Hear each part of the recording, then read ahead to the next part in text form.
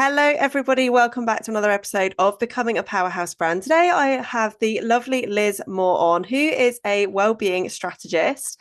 And we're going to dive into the importance of helping you with your physical health as well as your mental health, understanding how it impacts your nervous system. And obviously, I talk a lot about your nervous system, regulating your nervous system, helping you to be more open to receiving all of those things that you're calling in. So, Liz, welcome to the show.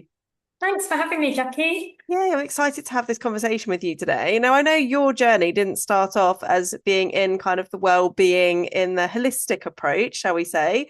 But could you just tell our listeners about how you got started, like what you did before all of this?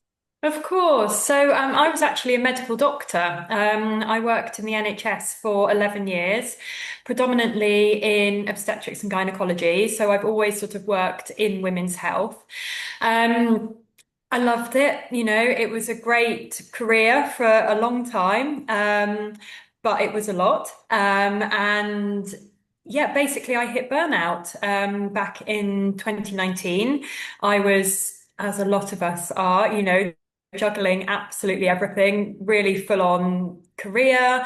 I have three children. At the time, they were very young, and then all the other things that life throws at you into the mix as well. It was a lot, and I wasn't looking after myself at all. It was always about other people. Whether that was at work or at home. There was never time for me. So I wasn't eating well, I wasn't sleeping well, I wasn't exercising, all of those things.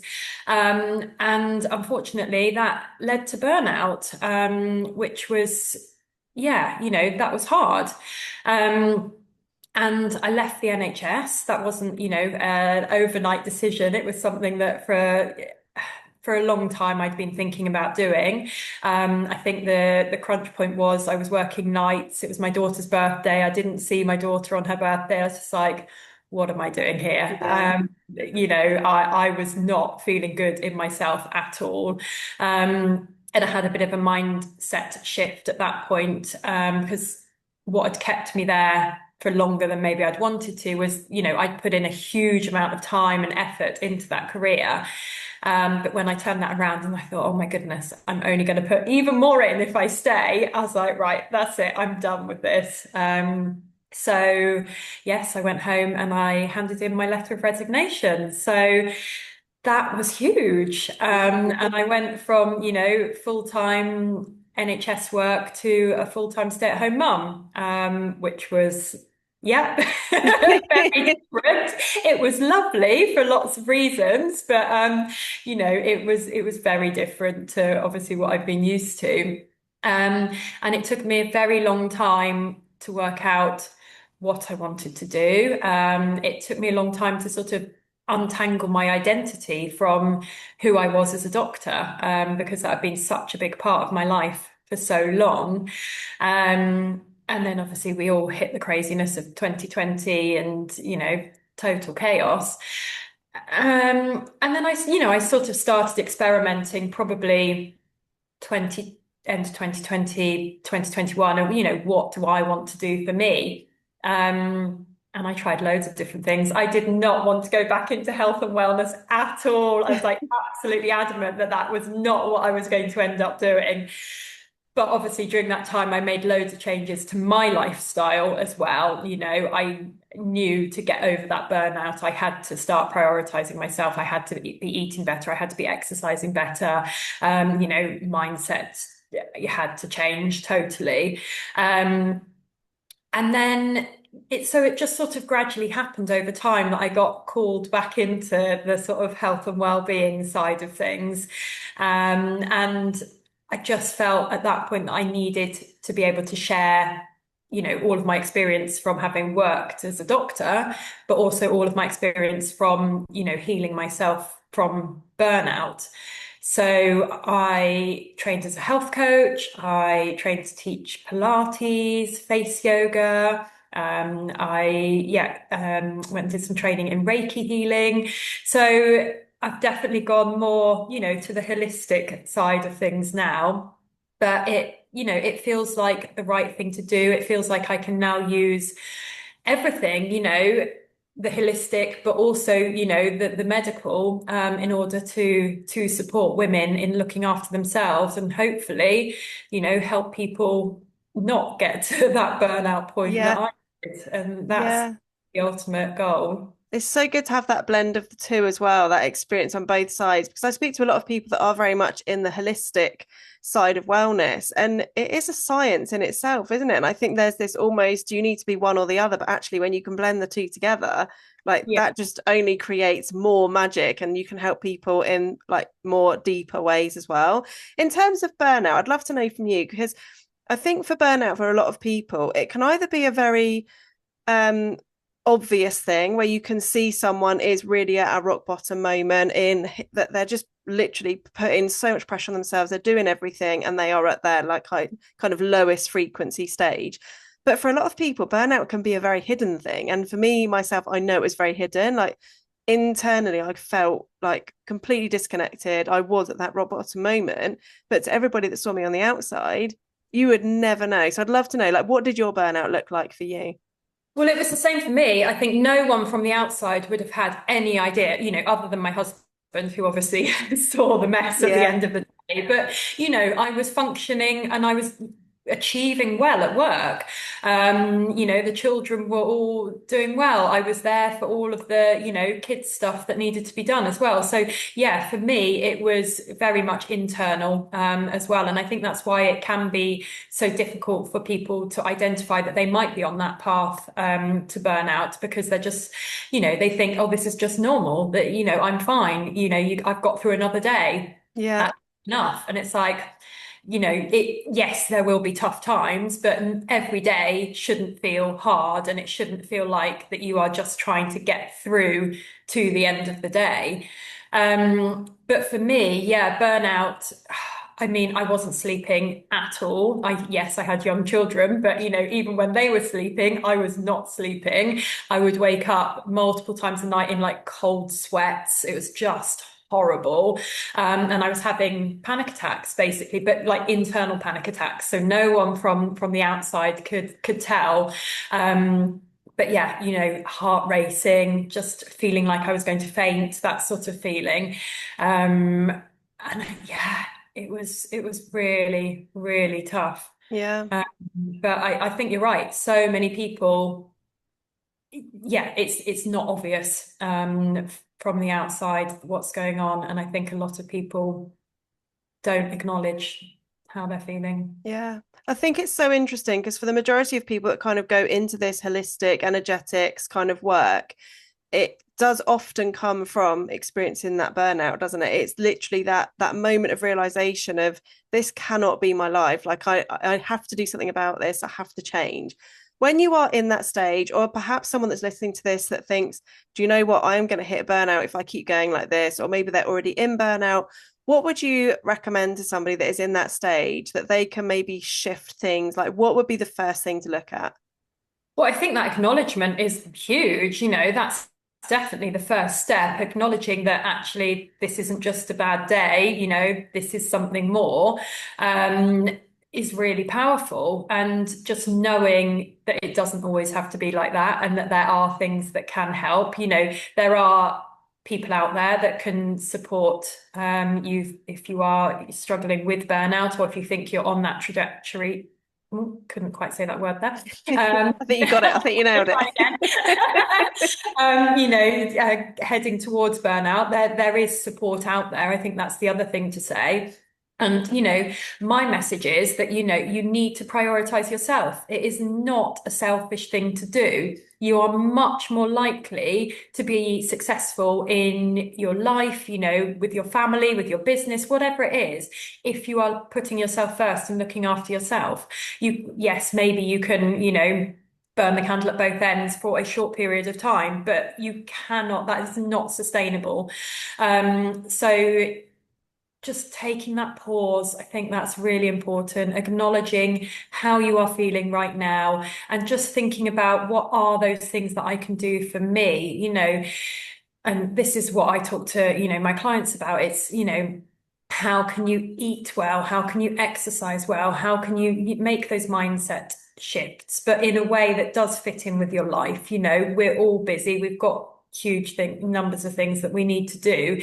It's not realistic to go, oh, I need to change absolutely everything about my life. It's about thinking small steps at a time, basically. Start with one thing that you can commit to. And then once you've nailed that, then you think about the next thing. Yeah. And I think, like you say, it's taken that one thing. What would you recommend, or what helped you personally? What was that one thing that helped you get out of that burnout stage? It's so hard thinking back now, like what that first step was, because I mean, I now have changed pretty much everything about what my life. I wouldn't, I'm not recommending you do that in one go. I'm, 6 years down the line now.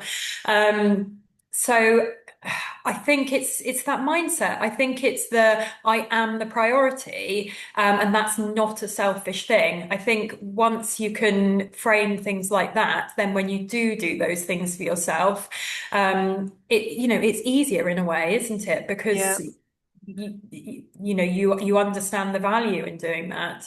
Yeah, definitely. And I think one thing that I definitely found really helpful for me was just moving my body. So it didn't even necessarily need to be like full on exercise. I didn't need to do all the HIIT workouts and all the stuff that was being plastered all over. I think lockdown had a lot of Mhm. emphasis on all these HIIT workouts and really intensive home workouts. And actually, particularly for women that are going through hormonal fluctuations as well, that's not always the best thing to do, is it? Oh my goodness. Yes, I could talk about it for a long time. I think so many of us have been taught that, you're only exercising if you're getting your heart rate up, if you're getting sweaty, if you're, doing that really, intense workout. So much research is now coming out to suggest that actually the balance should be completely different. So in terms of the balance between low intensity and high intensity exercise, it should be about 80% low intensity exercise and only 20% high intensity exercise. And what I will say on top of that is if you are someone who is feeling stressed over all the time, if you are feeling overwhelmed, if you are thinking that you might be on that path to burnout, definitely avoid the high impact exercise because it's another stressor for your body, and your body reacts in the same way as any other, stressful situation, which evolutionarily is a good thing. We want our heart rate to increase. We want our breathing to increase. We want to, divert the blood flow to the muscles so that we can run away from whatever that predator is, or, we live in a completely different society now, but our body still reacts in the same way to these stressful situations. One of those is that high impact exercise. So if you're already experiencing all of this stress, you're putting another stress and strain on your body. You're just sending yourself into, chronic fight or flight, that chronic sympathetic overdrive for your body. And then your body can't function properly. And anything else you're trying to do in terms of eating well, in terms of, the movement, it is not going to be having any good impact at all because your body is just in that stressed state. It's just in survival mode. Yeah. You need to get into a parasympathetic state, so that everything else has that opportunity to help support you. Yeah. I mean, I love the more gentle exercise, and I think it's a real kind of wake up call for me when I started doing things like the yoga, and obviously I do the Pilates with you now, Liz. Yeah. But I think just doing those more gentle movements, not only is it's good because afterwards you feel like you've done some exercise. Like my legs were burning the other day from getting to Pilates, but when you're doing it, it's almost like it's a stress reliever in itself, isn't it? When you're doing that kind of movement. Absolutely. And yeah, most people I work with, we look at what they are doing, if they are already doing things in the way of exercise, and we quite often have to think about that, shifting that balance. It's hard for a lot of people because, when we grew up, as I said, we were taught that it had to be that high impact exercise, or we're not working out properly. And as you say, we need that mindset shift again, but you still get huge benefits from doing that low impact exercise, in terms of strength in your body, but also for your nervous system and for your mind. Yeah. How can a lot of people that listen to this, or the majority of people, are women? They tend to be in that midlife kind of age as well. So we are having those hormone fluctuations, whether it is perimenopause or even menopause. How can our hormones impact how our nervous system is functioning and helping us, or rather, not helping us? Oh my goodness, it's all related, absolutely. It's such, the body is amazing, isn't it? And everything is so finely balanced. So when you do have changes in your hormones, yes, your nervous system is affected. When you changes in your nervous system, your hormones are affected. It's, the detail is very, very complicated, obviously. But absolutely, as your hormones are changing, the way you are eating, the way you are exercising, that does need to change as well, to take into account the fact that there are differences in the hormones. And I think potentially it becomes more important thinking about how the nervous system plays a role in integrating with everything as well. Yeah. And I think also it's really important to understand that diet and wellness and all the well-being, the exercise and everything, it's not about what it used to be deemed as, which was around weight loss, building muscle. For so much of it is just general everyday health, isn't it? It's actually putting yourself first and being the healthiest version of yourself, rather than you need to go to the gym to lose X amount of weight, or you need to eat this diet to shed these pounds in this particular area of your body. And it just think we're so overwhelmed with all that information now, aren't we? But actually, I think I am noticing more and more people that are talking about just general, all round physical and mental health in order to live your best life. Exactly that. And I think that's so important. And I think it's about doing things now and not waiting to hit that crisis. And I think, again, historically, maybe people would wait until they had a sort of health scare, whatever it was, and then go, oh, now I need to change what I'm doing, and eat better and exercise more. Don't wait, Yeah. do it now. And you're right. It's about, being the best that we can be in ourselves, feeling good in ourselves. I never recommend people to calorie count or weigh themselves, anything like that. When you feel good, don't you? It's Yeah. sort of tuning into that intuition, and just, following the sort of general principles, to get yourself to a point where you feel great about who you are and how you look, and, whatever it is that's important to you. Yeah. Do you recommend, in terms of where we have these hormone fluctuations, like if you're someone that has maybe found a diet that works well for you, maybe it is you've had intolerances that you didn't know about and you've managed to sort your diet out so everything feels good, you've got your exercise in there, you are making yourself priority. Are there going to be changes as our hormones fluctuate, as we grow and evolve and everything, that we'll need to adjust those things? Or is it kind of, I've found my process now, I'm good to go, I can keep on going? I think most people will find that they need to change what they're doing over time. And that's amazing if people have found the thing that works really well for them, whatever that is. But yes, I think, as hormones change, I think people will find that it might not be huge changes that people need to make, but definitely people might need to think about tweaking things, in terms of, how they're eating, looking at the balance of between protein and carbohydrates, and, healthy fats and those sorts of things. When they eat, the times of the day they eat. I know a lot of people think about like fasting windows and things like that. And again, that might need to change, along with hormones. Important things when we're thinking about hormone health is balancing your blood sugars. That's incredibly important. Thinking about your gut health. The gut is absolutely incredible. And it's only since I've stopped being a doctor that I've understood like so much more about the gut and about how important it is to look after the gut health. It's just linked to all other parts of the body. The immune system is in the gut. It's again, I could talk about that forever. Just very quickly then, just to talk about that in a bit more detail. How can we look after our gut? For someone that's listening to this thinking, oh, I didn't even think anything about my gut. I was thinking more about like what I need to wear to eat to avoid like bloating and all of these different things. Like maybe they're having other symptoms, whether it is acne or itchiness, like whatever it is they're having. But how can we look after our gut?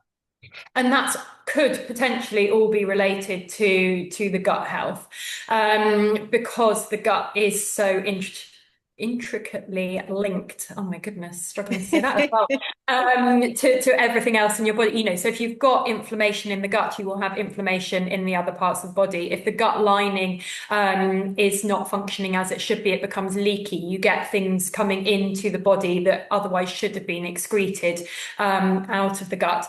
Hormone metabolism happens in the gut as well. So if your gut is not functioning properly, that's going to affect hormone balance as well. So things to think about for your gut are generally a sort of anti-inflammatory diet is going to be good for your body in general, and that's going to be good for inflammation in your gut. I think a lot of people know about like probiotics, sort of, the good bacteria for your gut. So within your gut lining, you've got, so many bacteria in your gut. And what you want are the right bacteria there, basically, because they play a role in all of those different functions that I've talked about.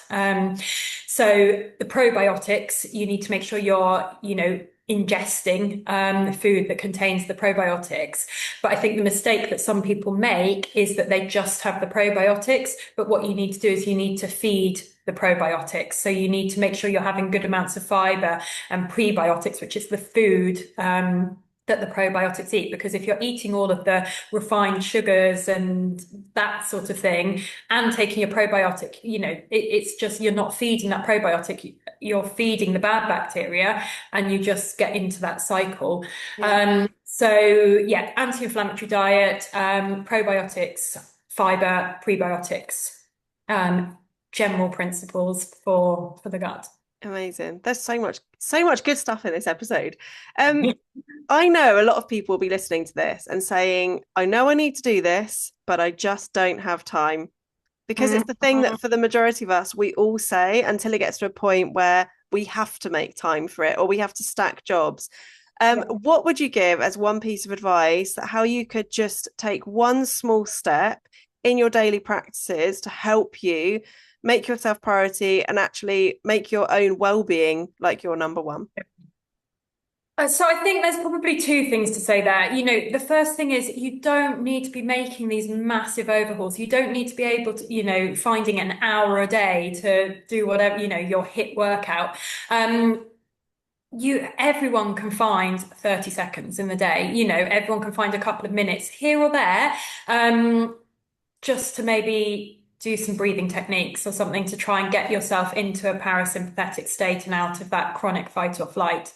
Making sure you're drinking enough water, things like that can make a huge difference. So just taking that 30 seconds in the morning to fill up your flasks so you've got those with you to take out during the day, again, can make a real difference. So I think the first thing to say is you don't need to think about it as, needing loads and loads of time. We're talking small steps here, but over time, it's going to make a huge, huge difference. And I think the other thing to say is about habit stacking. So finding the thing that you're already doing in your day and then trying to attach the new thing that you want to do to that. So whether it's when, you're boiling the kettle, what is it that you want to add into your day? Do it then. Or while you're, I don't know, walking upstairs or, something like that. You find the thing that you're already doing and then you attach it to do that. And then it more quickly starts becoming a habit. And then, there's the obvious example for everyone brushes their teeth twice a day, don't they? Why do we do that? Because we've always done that. And we always find the time to do that, don't we? Yeah. So it's other little things like that, that you will be able to find the time for in your routine. I get it. We are all busy. I have 2 businesses and 3 children and, the other chaos of life. But it's so much better to find the time now, because as we've already said, if you don't do it now, there will come a point in the future where it does become a problem. Yeah, I always talk on here whenever this kind of thing comes up about how I personally stacked things just to get me started, and I still do this today. So every time I brush my teeth, I'm either doing squats, like figure of eight rotations, or just something. I'm like, it's not taking me any extra time. Or like you say, when the kettle's boiling, I might do some lunges in the kitchen or just dance around to some music. It's just literally moving my body or doing something with the time I've already got. Yeah, stand on one leg, those sorts of Yeah. things. That's great for your balance, and that's great for, cognition as we get older to challenge your balance in that way. All those sorts of things. Absolutely. You don't need extra time to do them. Yeah. I just want to pick up on one more thing before we finish. You mentioned at the beginning of this face yoga. Now, I know what this is because I've heard you talk about this before, but for anyone that has heard this thinking, what the hell is face yoga? Could you just tell us a bit about it? Of course. So, I mean, we all know we need to look after our bodies. We've been talking about this to, stay fit and healthy and age well. It's exactly the same for your face. So, face yoga, it's about natural, healthy aging. So, it is just exercises, it's self-massage, it's acupressure, it's relaxation exercises, all for your face. And again, as with whatever other exercise you do for your body, the more consistent you can be with it, the more benefit you're going to see in the long term. So finding those times during the day, when you're washing your face or something like that, just being able to do a couple of exercises at that time can be really beneficial. But what I love about face yoga is we can spend more time doing it as well. And we can have, longer sessions where we take an hour, hour and a half, and we do spend that time. It's all about that self-care and just giving yourself time to pause and relax. And really rest, but also whilst doing some lovely face yoga. I love it. What are the benefits of face yoga? Obviously, you get the relaxation from it. Yeah, so I mean, if anyone has any sort of little lines or wrinkles or, those things on their face, those dark circles, puffiness around the eyes, if we get a little bit of sagging of the skin or anything like that, that can all be helped with face yoga. And it's never too late. I've had people come, oh no, it's too late for me now. It honestly isn't, there is always time to, if you're doing it consistently, for it to have an impact. Amazing. Oh, it's been so helpful. Right, to finish off, could you tell us how we can work with you, Liz? Like, what if we're somebody that is listening to this now, that's maybe approaching burnout, gone through burnout, we're just looking to really make ourselves a priority and put our health and wellness first? What would be that first step of being able to work with you, or what opportunities do we have to work with you?